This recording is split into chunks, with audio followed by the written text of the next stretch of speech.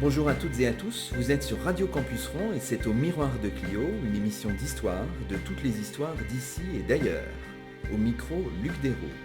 L'émission est disponible à l'écoute et peut être téléchargée sur notre page dédiée sur le site de la radio, radiocampusrouen.fr. Et vous pouvez réagir au déroulement, au contenu de cette émission en nous retrouvant sur Twitter avec le mot-clé au Miroir de Clio.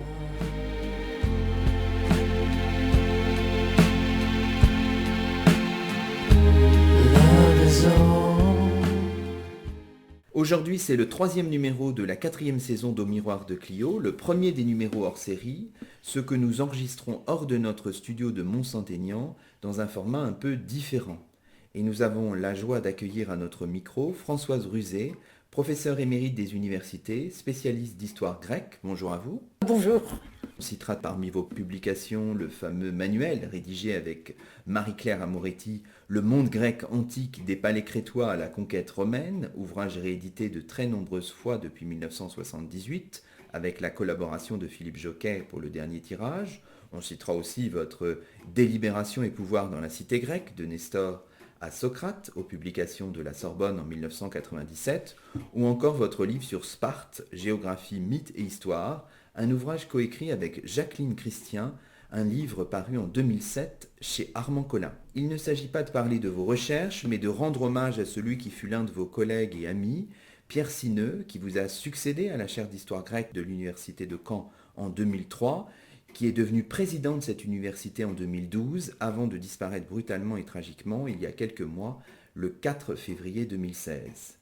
Sa disparition a causé un émoi tout particulier dans le monde universitaire et dans celui de la recherche, tant la figure de Pierre Sineux avait marqué des générations d'élèves, d'étudiants ou de chercheurs. Alors ce que je vous propose peut-être Françoise Ruzet, c'est d'abord de revenir sur l'homme et son parcours. Il est né en 1961 aux confins de la Manche et de l'Orne. À Saint-Georges-de-Rouellay. Il était là, fils d'éleveur, dans une petite propriété, mais avec un père qui était très soucieux, et une mère d'ailleurs, très soucieux que leurs enfants fassent des études. Et en tous les cas, il est allé à Domfront faire ses études secondaires, et ensuite il a donc continué à l'université de Caen. Avec un goût pour l'histoire assez très net pour net, l'histoire. Précoce. Je crois, mais ça, je ne l'ai pas connu assez jeune pour en être assuré. Mais en tous les cas, il savait ce qu'il voulait faire. Qui s'est dirigé vers l'université de Caen. Oui, il m'a dit lui-même que, en fait, dans son milieu, on ne connaissait pas l'existence des grandes écoles. Donc, il n'avait pas eu l'idée qu'il pouvait préparer une école normale quelconque. Il aurait pu faire des classes préparatoires littéraires. Oh, incontestablement. Il est passé par l'université, puis il a passé le CAPES d'Histoire-Géographie en 1983. Exactement. Et à partir de là, il a enseigné en Normandie d'abord, notamment à Bolbec, et puis dans le Val d'Oise. Et c'est en étant enseignant qu'il a passé l'agrégation d'histoire en 1988. D'accord. Après l'agrégation, il a eu l'idée de préparer une thèse en histoire grecque sous la direction d'André Laronde. Oui, c'est ça qu'il avait eu comme enseignant quand il préparait l'agrégation à Paris. Et donc c'est avec lui qu'il a préparé sa thèse sur les cultes d'Asclépios dans le Péloponnèse. Alors c'est une thèse qu'il a soutenue finalement en 1994. Oui. Donc on est à l'université Paris 4 Sorbonne. Elle s'intitule Recherche sur les sanctuaires et le culte d'Asclépios dans le Péloponnèse de la fin de l'époque archaïque à la fin de l'époque hellénistique. Alors cette thèse va lui permettre de devenir assez rapidement maître de conférence et de revenir là. Oui, il revient à Caen. Il y avait déjà été à terre de 1992 à 1994. Puis il était reparti gagner un peu mieux sa vie dans le secondaire. Et il revient donc comme maître de conférence en 1995. Il va suivre progressivement les étapes et il va devenir professeur des universités, là c'est en 2003. Il vous succède en réalité, après avoir soutenu un dossier d'habilitation à diriger des recherches à Paris 4 en 2002. Exactement. Donc il a pris à ce moment-là les fonctions de professeur et je dois dire que ce fut à la grande satisfaction des étudiants qui appréciait beaucoup ses cours. Alors, il a à la fois pris des fonctions d'enseignant, mais il s'est chargé d'un certain nombre de tâches administratives variées. Il a pris la direction de la revue Kentron, qu'il a un peu développée et à laquelle il a donné un renom plus large. Et d'autre part, il a eu un certain nombre d'étudiants qui ont fait avec lui non seulement des maîtrises, mais des DEA et des thèses. Et j'ajoute qu'il a pris en charge les étudiants d'Yves Modéron au décès de celui-ci en 2010, ce qui n'était pas évident puisqu'il s'agissait d'histoire romaine tardive. Oui. La revue Kentron que vous citiez tout à l'heure, ça veut dire aiguillon en grec, oui. C'est ça. Et donc c'était aussi une image, j'imagine, pour dire qu'on était l'aiguillon de la recherche. Un petit peu, mais c'est une revue qui avait été fondée par Bernard Deforges et qui associait à l'époque la psychanalyse et l'histoire ancienne. D'accord. Alors, parmi ces étudiants en DEA, en master et surtout en thèse, on peut peut-être citer quelques noms d'élèves avec lesquels il a travaillé, Françoise Ruzé ? Oui, alors en histoire grecque, je citerai celui de Claire Jacquemin, qui a soutenu il y a maintenant quelques années sur les femmes et la politique. Et je citerai aussi celui d'Adrien Delahaye, qui n'a pas terminé sa thèse, mais ça devrait venir bientôt, dont il a beaucoup inspiré les recherches, puisque ces recherches sont liées à l'iconographie spartiate en l'occurrence. Je voudrais citer ce mot qu'un de ses anciens étudiants, enfin de nos anciens étudiants, m'a adressé au moment de son décès. Et voici comment il le décrivait comme enseignant. Arrivé dans ses cours, c'était accéder à une Grèce ancienne qui devenait accessible, présente et chaude. Son discours éclairait, rendait lumineuse cette Grèce. À travers lui, nous entrions aux côtés des pèlerins dans le dortoir d'Épidore pour assister à une incubation, et Asclépios devenait presque tangible.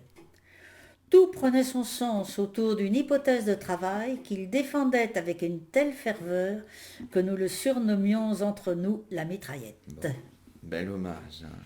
Alors là, je me permets de dire à nos auditeurs qu'il y avait un site que l'Université de Caen, au moment de son décès, a mis en place un site qui s'appelle hommage au pluriel.unicamp.fr et on a tout un ensemble d'hommages, de paroles, de mots d'étudiants qui traduisent vraiment toute l'affection qu'il y avait pour Pierre Sineux et le remarquable enseignant qu'il était, apprécié vraiment de ses étudiants et de ses étudiantes. Pierre Sineux non seulement était un professeur d'histoire grecque apprécié, mais il s'est engagé à partir des années 2000 dans des responsabilités administratives, Françoise Ruzé.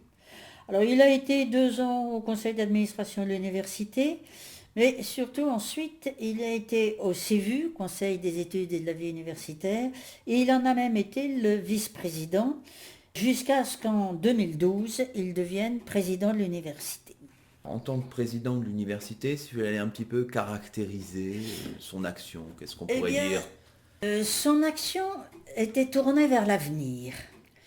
Il voulait ouvrir le plus possible l'université et il voulait développer son attractivité, ne rechignant pas à attirer le plus possible d'étudiants, quitte à avoir des problèmes parce qu'à ce moment-là, il fallait qu'il réduise les déficits. Mais sa conviction, c'est qu'il fallait donner aux jeunes leur chance et donc il fallait que l'université assure une formation professionnelle et favorise l'insertion des diplômés. C'est la raison pour laquelle il avait beaucoup développé les liens entre la recherche, l'économie et la société. Par exemple, avec le pôle de formation santé, et puis également par le rapprochement entre l'université de Caen, l'ENSI, qui est l'école d'ingénieurs, et le GANIL. Et ensemble, ils avaient créé, mais ça c'est avant lui, en 2000, Normandie Incubation, le mot était prédestiné, nous y reviendrons, puisqu'il va en devenir lui-même le président.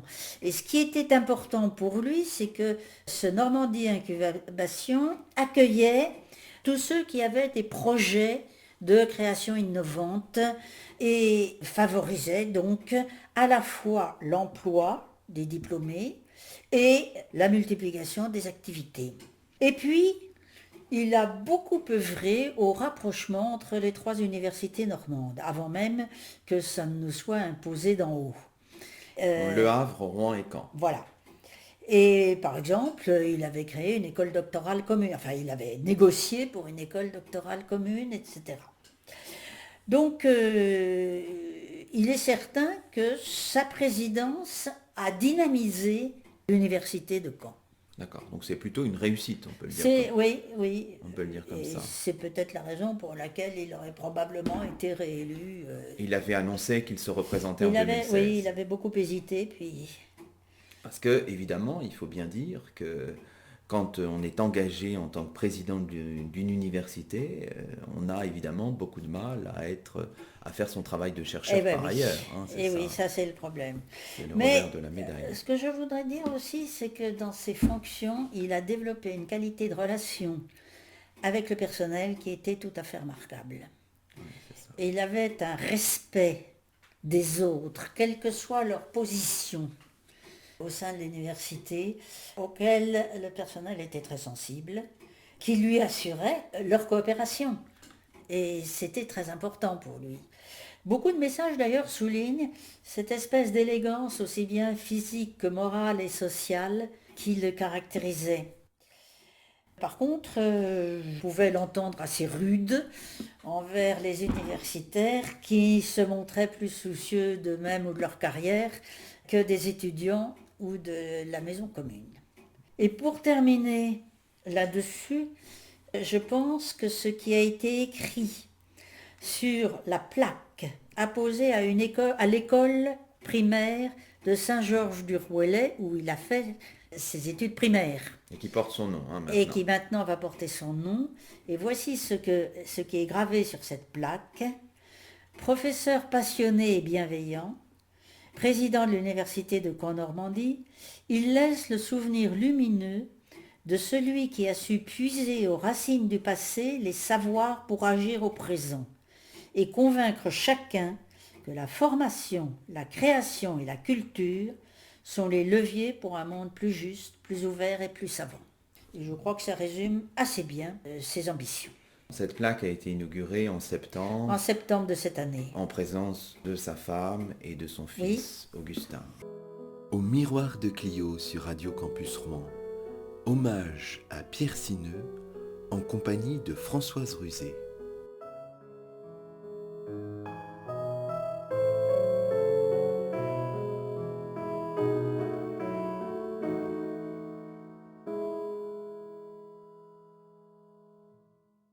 Alors Françoise Ruzet, on a vu l'itinéraire, le parcours, l'homme que fut Pierre Sineux, sa carrière brillante qui l'a conduit jusqu'à la présidence de l'université de Caen. Évoquons maintenant ses travaux scientifiques. Alors si on avait à les résumer de manière peut-être assez grossière, ce sont des travaux consacrés au Dieu guérisseur et à la compréhension des rites de l'incubation. Alors l'incubation, c'est un mot un peu mystérieux pour ceux qui ne sont pas spécialistes. Oui, l'incubation, ça vient du mot latin, du verbe latin incubare, qui veut dire être couché, mais en même temps couvé. Et au fond, les deux sens s'y retrouvent, puisque le rite de l'incubation consistait à s'allonger dans le sanctuaire, alors il y avait parfois un dortoir réservé à cet effet, et à attendre que le Dieu vous visite. Ah, d'accord. Et dans les cas qui nous préoccupent ici, le Dieu venait en général vous visiter en songe. D'accord. Donc c'est à ces questions que Pierre Sineux a consacré l'essentiel de ses travaux. Oui. On peut dire ça. Oui, tout à fait. Alors, on peut essayer d'envisager plusieurs thèmes dans l'analyse de ces travaux. Le premier que vous avez choisi d'analyser, c'est l'articulation qui fait peut-être un peu sa patte, sa spécificité, entre la religion et la politique, entre les dieux guérisseurs et la politique des cités. Oui, tout à fait. Quand il a analysé les différents sanctuaires qui se sont développés autour du thème de la guérison des fidèles, En rassemblant tous les éléments d'information, il s'est aperçu de l'importance de la relation à la politique. Et il s'est aperçu en fait qu'un certain nombre de ces innovations, aussi bien dans les mythes que dans les pratiques religieuses, témoignaient de changements politiques régionaux.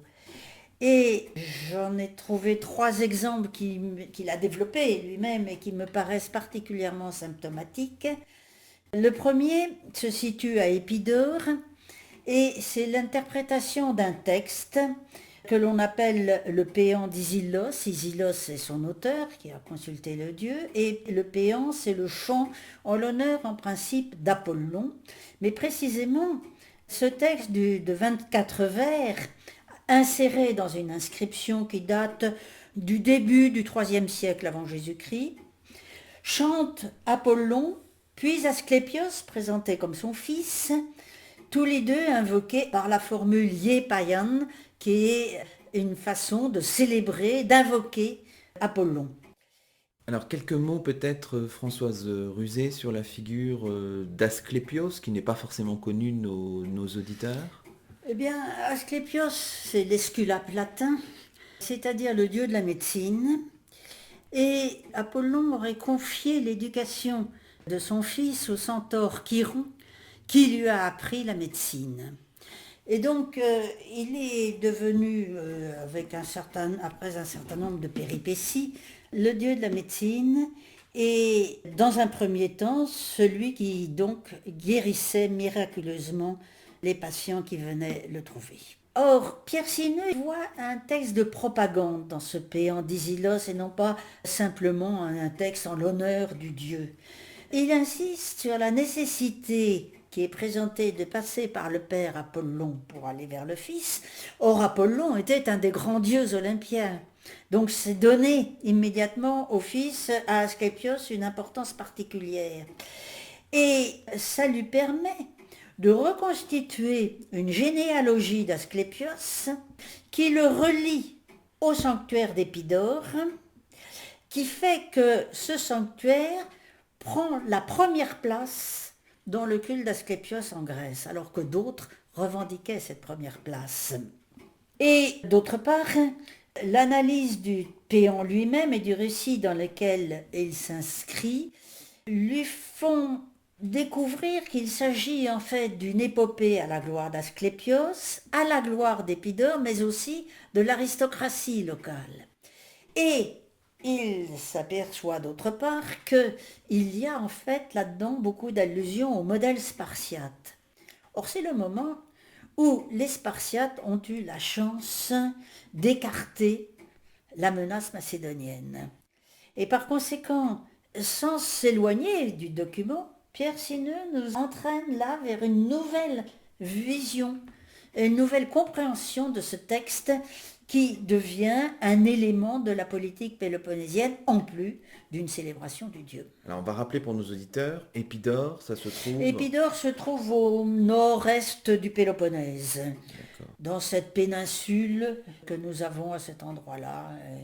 D'accord. Toute cette analyse extrêmement savante là, que vous nous avez brossée, finalement, ça s'appuie sur 24 vers, c'est bien ça. C'est ça qui fait la richesse, et pour les historiens des périodes plus récentes, un peu la difficulté de toute l'histoire ancienne. Oui, c'est le problème de l'histoire grecque.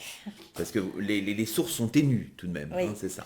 Enfin, il y a 24 vers, mais ça s'inscrit dans un ensemble plus large quand même. Bien sûr. Alors ça, c'était le premier exemple, mais il y en a d'autres. Il y en a d'autres.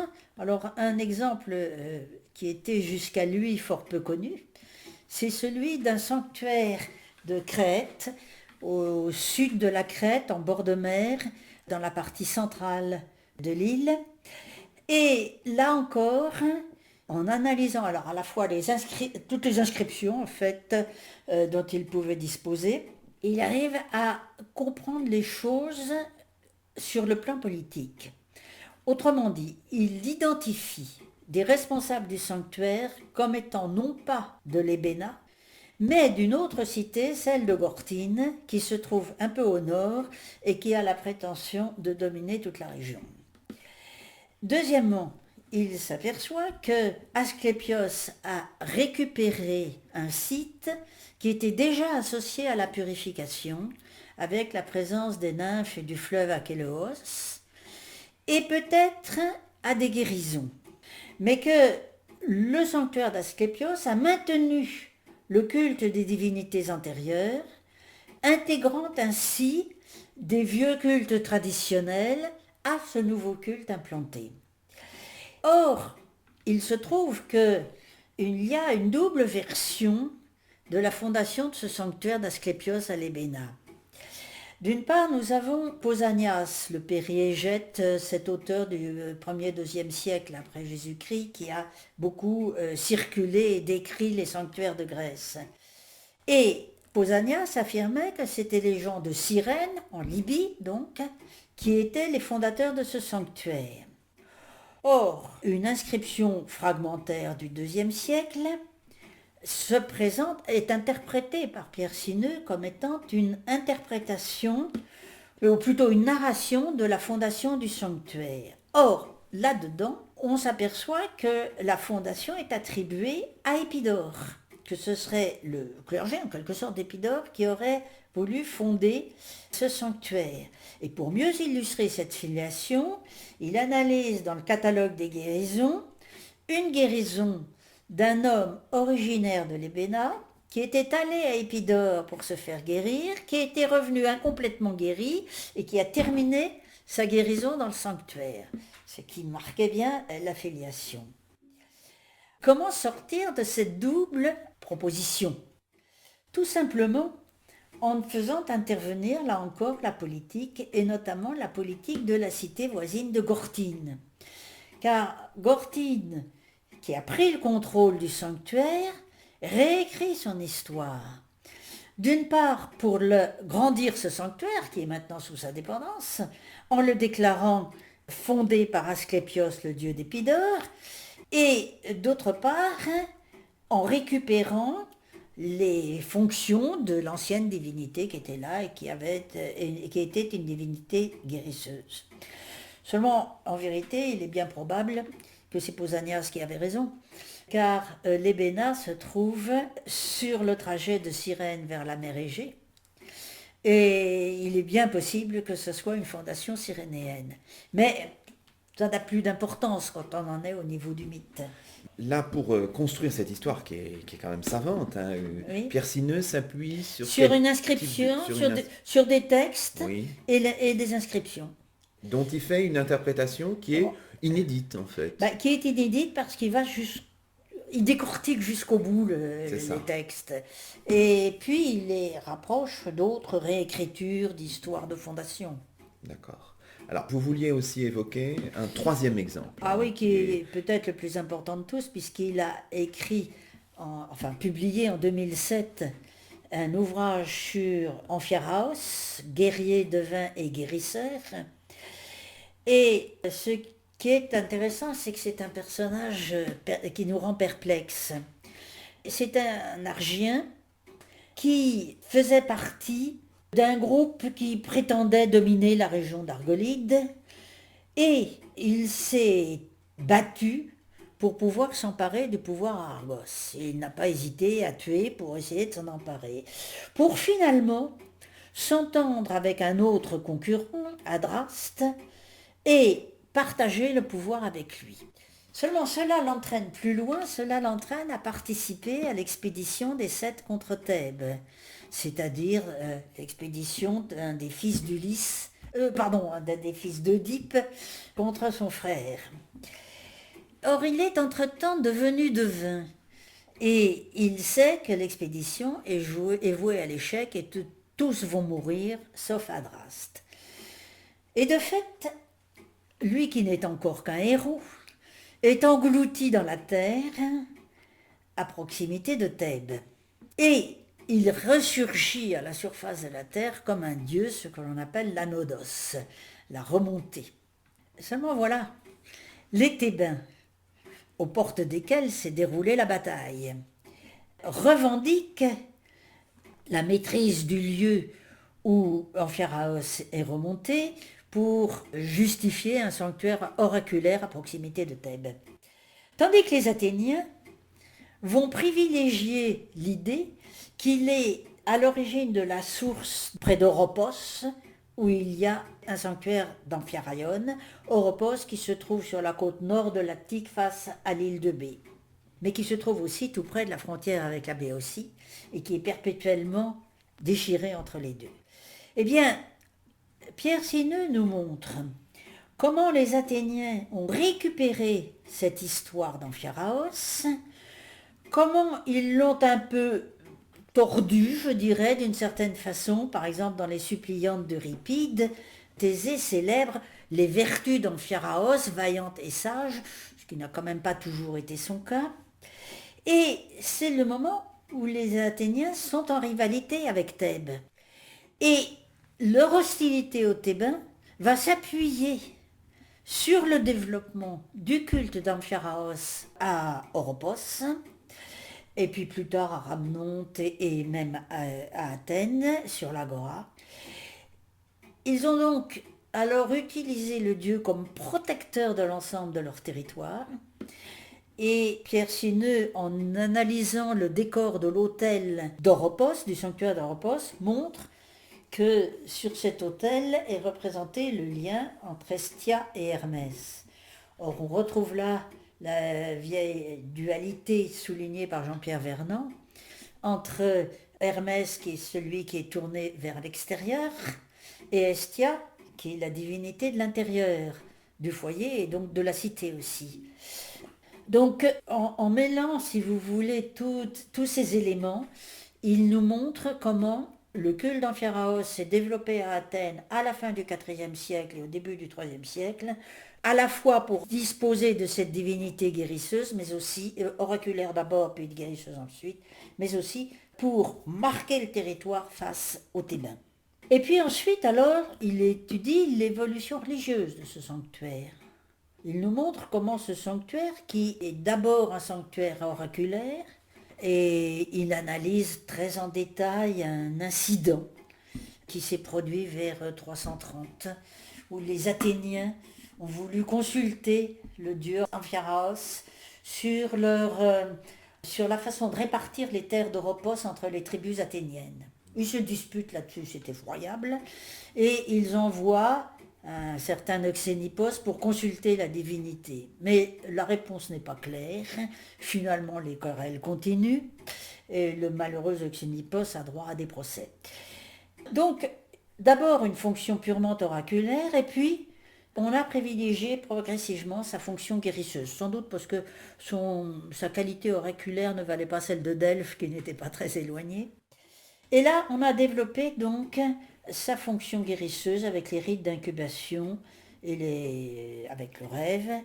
Et ceci l'amène à montrer comment Asclépios a eu une influence sur le culte d'Amphiaraos, mais en soulignant toujours que la double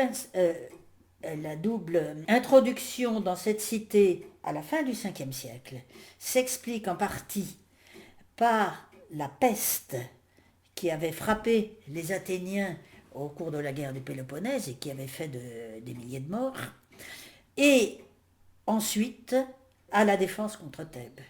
C'est-à-dire qu'on voit que dans les deux cas, la cité est directement intéressée par l'introduction du culte et son développement.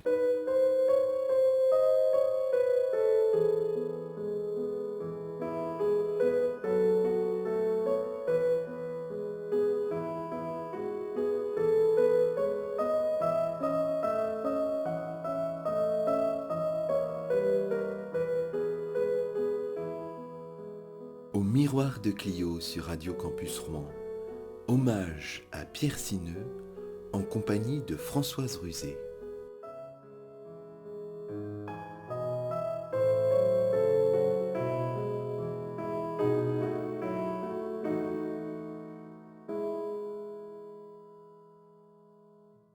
Si on essaye de faire un petit peu un bilan méthodologique, il y a toujours le souci chez Pierre Sineux d'articuler religion et politique, et de s'intéresser au processus de réécriture de l'histoire. Oui, C'est vraiment une démarche qui structure pas mal de ses travaux, oui, hein. oui, oui, oui, mais je crois qu'il avait raison. Les cités grecques adoraient réécrire l'histoire à leur profit. Dans les dernières années de sa vie, Pierre Sineux s'est beaucoup concentré sur les rites Oui, qui accompagnent la consultation. C'est quelque chose qui l'intéressait. Il a réexaminé ces rites oui, avec une démarche presque parfois d'anthropologue, enfin. oui. Il a scruté vraiment de façon critique toutes les informations qu'il a pu trouver sur les rites, sur les réactions des consultants et sur l'évolution dans le temps de ces rites. Et le Ferraillon d'Europos lui a beaucoup servi d'ailleurs, car est assez fertile en informations. Alors il a montré comment on se préparait par une abstinence sur le vin, le jeûne d'une journée, certains interdits alimentaires, ce qui lui permet d'évoquer une influence pythagoricienne éventuellement. Et donc un certain nombre de discipline que s'impose le consultant et qui le place en retrait du monde pour mieux entrer en contact avec le Dieu. Et puis, il s'intéresse au rôle joué par l'eau dans ces sanctuaires, avec une étude précise des bâtiments qui lui sont associés et avec le passage des ablutions rituelles préalables à l'incubation avec des bains peut-être à but thérapeutique. Et puis, il développe aussi les sacrifices qui précèdent la consultation, en montrant qu'ils sont là encore destinés à préparer le consultant en le faisant entrer dans le domaine religieux par les sacrifices. Et ces sacrifices, en outre, le mettent en contact de ce fait avec l'ensemble des divinités du sanctuaire. Et enfin, bon, il évoque aussi le problème de la taxe que devaient payer les consultants. Donc ce qui l'intéresse là-dedans, c'est que il voit dans tous ces préparatifs la mise en condition pour accueillir le Dieu. Or, il retrouve cela dans tous les sanctuaires guérisseurs. Alors, il reconnaît que ça n'est pas toujours très facile à comprendre. Par exemple, pourquoi se coucher sur la peau d'un bélier sacrifié pour entrer dans le sommeil de l'incubation, il n'en sait rien. Comment les lieux de culte de ces dieux guérisseurs peuvent-ils être particulièrement aptes à marquer les limites d'un territoire, il n'en sait rien. Mais il pose les questions. Et c'est ça qui est intéressant. Et puis alors, à mon avis, un de ses grands apports là-dessus, c'est la façon dont il a décortiqué les inscriptions et les documents figurés. Ah oui, ça c'est un peu sa patte aussi, c'est sa Ah marque oui, de oui, fabrique. oui, oui, oui. Et c'est très très important parce que il montre bien que les inscriptions que l'on a retrouvées et que l'on avait tendance à interpréter de façon objective, comme étant les récits du consultant et dans toute leur authenticité, eh bien, il montre que ces textes ont une homogénéité formelle, une structure narrative qui est répétitive, et que par conséquent, ils sont probablement rédigés par le personnel du sanctuaire selon des schémas préétablis. Et ils présentent tous ces textes, le rêve, comme étant le moyen d'entrer en contact avec le Dieu qui guérit et de provoquer la guérison. Très souvent, ils évoquent un geste rapide du Dieu qui guérit sur le champ. Et comme il l'écrit, un Dieu dont le pouvoir guérisseur relève d'une réalité divine insaisissable. Parce que, effectivement, il en arrive à la conclusion là-dessus que si le rêve permet cela, si on est mis en condition et tout ce que l'on veut, il n'empêche que, à l'arrivée, on croit à la guérison. Ce qui reste difficile à comprendre. On peut dire que Pierre Sineux, c'est aussi un historien de l'imaginaire, ou est-ce que ce serait s'aventurer que... Peut-être parce que précisément quand il arrive au moment du mystère, il reconnaît qu'on ne peut pas comprendre. Alors, un point sur lequel on voudrait insister, il faut insister aussi, c'est que Pierre Sineux a toujours eu le souci d'inscrire, comment dirais-je, ce qu'il étudiait dans une historiographie vraiment assez longue. Il a consacré des articles à cela. Oui. Et quand je dis l'historiographie, ça remonte à l'époque moderne, au XVIIe, au XVIIIe siècle. C'est un souci important chez lui, Françoise Ruzé. Et il a très bien marqué les étapes de cette historiographie. Parce qu'en fait, précisément, il ne trouvait pas la réponse à la question qui se pose toujours face au récit de guérison. Où que ce soit, je veux dire, les miracles des saints catholiques posent les mêmes questions. Et quelle est la part de crédulité, quelle est la part de manipulation, quelle est la part d'authenticité? Et en ce qui concerne alors ces sanctuaires guérisseurs, quelle est la part de la médecine? Et alors, je ne vais pas entrer dans le détail de toutes ces recherches historiographiques, parce qu'effectivement, il est remonté très haut. Mais ce qui est intéressant, c'est ce qu'il fait très bien ressortir, à savoir comment on est parti de l'idée qu'en fait il y avait à la fois de la supercherie et de la médecine, pour en arriver à l'idée au contraire que la médecine n'avait pas au départ joué de rôle dans ces récits de guérison. Et qu'il fallait bien s'y faire. Alors il passe par toutes les études importantes qui ont été produites, notamment celle de Boucher-Leclerc à la fin du XIXe siècle, l'histoire de la divination dans l'Antiquité, qui anticipait déjà beaucoup sur des visions modernes, il faut bien le dire. Mais ce qu'il souligne, c'est que la publication des stèles d'Épidore et leur reprise en 1945 par Edelstein, les deux Edelstein, cette publication a bien montré qu'aucun remède pharmaceutique n'était mentionné.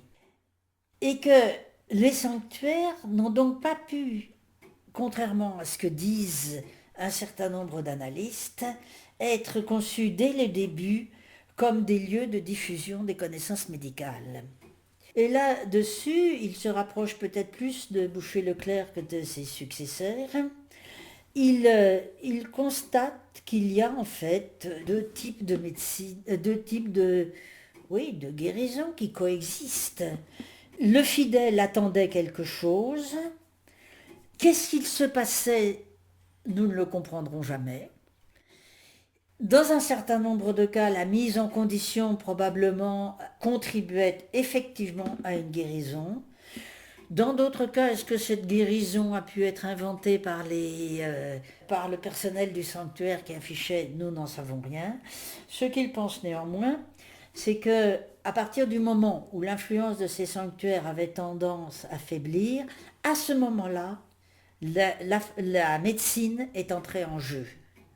Et effectivement, des pharmacopées se sont développées et les sanctuaires sont devenus des lieux de connaissance médicale. Dans tout ce que vous expliquez, on voit toute l'épaisseur finalement des travaux de Pierre Sineux. Mais il y a aussi toujours chez lui, même si on va parfois dans des choses assez techniques, le souci d'être un pédagogue. Et ça s'est splendidement manifesté dans un ouvrage qui s'appelle « Qu'est-ce qu'un dieu grec ?», un ouvrage qui a été publié en 2006 et qui était à la fois un ouvrage évidemment très étayé, mais en même temps très soucieux de s'adresser à un public assez large finalement, Françoise Ruzé. Oui, c'est ce qui faisait toute la difficulté de cette entreprise. Alors, c'est pas lui qui a choisi de faire ça en 50 questions. Voilà, la difficulté, c'est que c'est en 50 questions. Il l'a accepté. Et il a fallu donc qu'il trouve les questions. Et ce qui aboutit effectivement à un ouvrage dans lequel certains disent qu'il y a des redites. Bah oui, inévitablement, parce que dans l'instant qu'il aborde sous différents aspects la religion, enfin le dieu grec, sous tous ces aspects, il recoupe, les questions se recoupent les unes les autres, ce qui me paraît absolument évident. Par contre, je trouve que le choix qu'il a fait des questions était très judicieux et que ça lui a permis de faire des mises au point de bonne qualité scientifique, alors qui n'apportaient pas de nouveautés, C'était pas le but de l'opération. Le but de l'opération, c'est de faire beaucoup plus un état des lieux que d'apporter des nouveautés. Et de ce point de vue-là, on retrouve toutes ces qualités pédagogiques dans l'ouvrage, à la fois dans sa présentation des mythes fondateurs, dans son effort pour définir le Dieu, montrer ce qui différencie le Dieu de l'homme, dans ses tentatives de compréhension de la représentation des dieux aussi. Et il nous montre bien, c'est assez intéressant, notamment à propos des divinités féminines, c'est peut-être encore plus visible. Au fond, on trouve ça pourrait être n'importe quelle femme. Précisément parce que ça n'a aucun intérêt de les représenter humainement, c'est simplement le support. Et par contre, elles ont à chaque fois leurs attributs qui permettent de les identifier, ce sont les attributs qui comptent. Ils développent aussi les pouvoirs qu'ils ont pu exercer sur les humains, les raisons d'être de leur diversité avec la répartition des fonctions, la capacité à intégrer des dieux étrangers, la façon dont ils se manifestent, dont ils agissent au quotidien, enfin bref, tous les aspects pas du culte, plus de la croyance dans les dieux et de la conception des dieux apparaissent dans cet ouvrage. Pour ceux de nos auditeurs qui voudraient découvrir un peu l'œuvre de Pierre Sineux, c'est probablement une des portes d'entrée les plus accessibles. Oui, certainement. Oui. C'est ce que vous recommandez. Même s'il y a des réflexions qui demandent de se concentrer. Voilà. Mais comme on n'est pas obligé de tout lire d'un coup, ça n'est pas grave. Voilà, c'est ça. C'est en 50 questions, on peut simplement prendre Mais une je de temps en temps. pense que son ouvrage sur Amphiaraos parce qu'il est, alors, je dirais plus facile à lire, d'une certaine façon. Et il expose bien l'ensemble des problèmes qu'il comptait traiter de façon, ça n'est jamais définitif en histoire, mais enfin, de façon synthétique dans cet ouvrage qui ne verra pas le jour.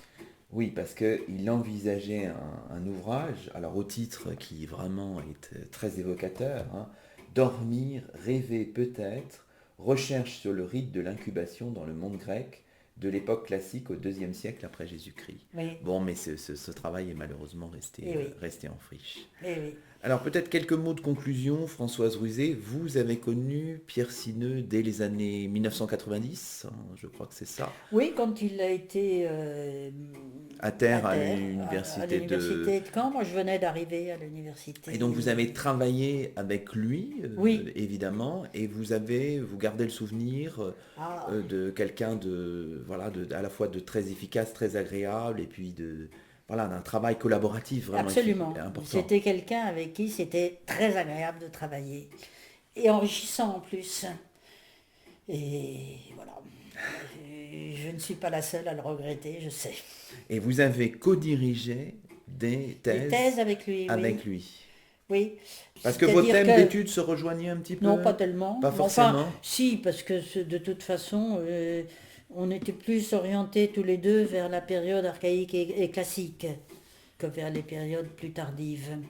Mais la préparation des questions d'un grec nous obligeait bien à voir toutes sortes de périodes.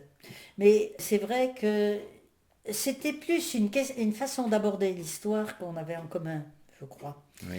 C'est-à-dire, qu'est-ce que vous voulez dire par... Eh bien, de l'aborder par les documents, en essayant de les creuser et puis de voir ce que l'on pouvait Le souci en tirer. Du document, c'est ça. Le souci du document et le souci de la vie des gens.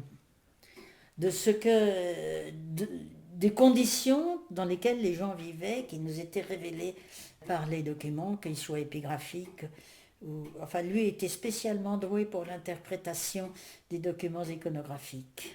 Mais alors, ce souci du document, finalement, ça se retrouvait dans sa personnalité, vous l'avez dit tout à l'heure, ce souci des autres, l'écoute des autres. Oui, c'est incontestable. C'est quelqu'un qui savait écouter les autres. Qui savait écouter.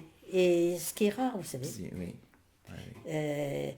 Et il savait écouter, ça ne l'empêchait pas de garder son point de vue, éventuellement, mais il s'intéressait à l'opinion des autres. Je pense que ça lui a rendu grand service dans sa direction d'université, mais ça lui a aussi rendu, ça en faisait aussi un élément de ses dons scientifiques.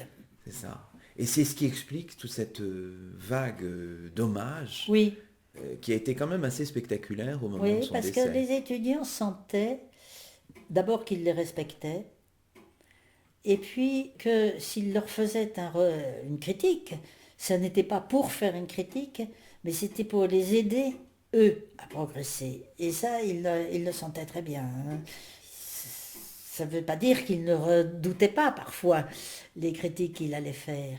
Mais ils avaient très bien compris que c'était pour eux et non pas pour faire le malin. Bon, ben merci beaucoup Françoise Ruzet. C'est ainsi que se termine cette émission d'hommage à Pierre Sineux. Françoise Ruzet, notre invitée du jour, est professeure émérite des universités, spécialiste d'histoire grecque. À très bientôt sur Radio Campus Rouen.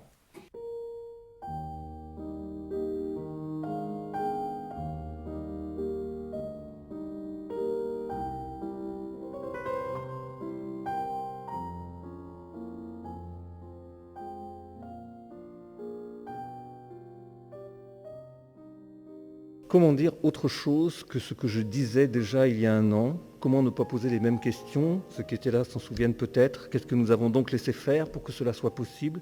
Qu'est-ce que nous aurions dû faire et que nous n'avons pas fait pour que cela ne soit pas possible? Et que devons-nous faire pour que cela ne soit plus possible? Et au risque, bien sûr, de rendre ma parole impuissante, ma réponse sera la même. Je vais juste ajouter plus que jamais, ou si vous préférez, pas question de renoncer. L'enseignement, la connaissance, la recherche, la culture sont aussi des remparts contre la barbarie, contre l'extinction de la pensée, contre les fanatismes, contre le triomphe des pulsions de mort. Ils sont aussi des armes contre les pièges que tendent les barbares, le piège de l'amalgame et des raisonnements simplistes, le piège de la division, le piège des mesures d'exception qui minent les États de droit. Donc, encore et encore, plus que jamais pour 2016, de la connaissance, de la recherche, de la culture, du débat, de la raison, de l'ouverture à l'autre, du respect mutuel, de la diversité, de l'unité. De l'unité, oui, de l'unité surtout. Au Miroir de Clio sur Radio Campus Rouen, avec Françoise Ruzet, ont été proposés à l'écoute un extrait du discours de Pierre Sineux, tenu à l'occasion des vœux de la présidence de l'Université de Caen-Normandie le 11 janvier 2016, ainsi que la sonate pour piano numéro 16 en Do majeur de Mozart, Köchel 545, deuxième mouvement, et les nocturnes de Chopin, opus 9, numéro 2 en mi bémol majeur, dans l'interprétation de Pascal Amoyel.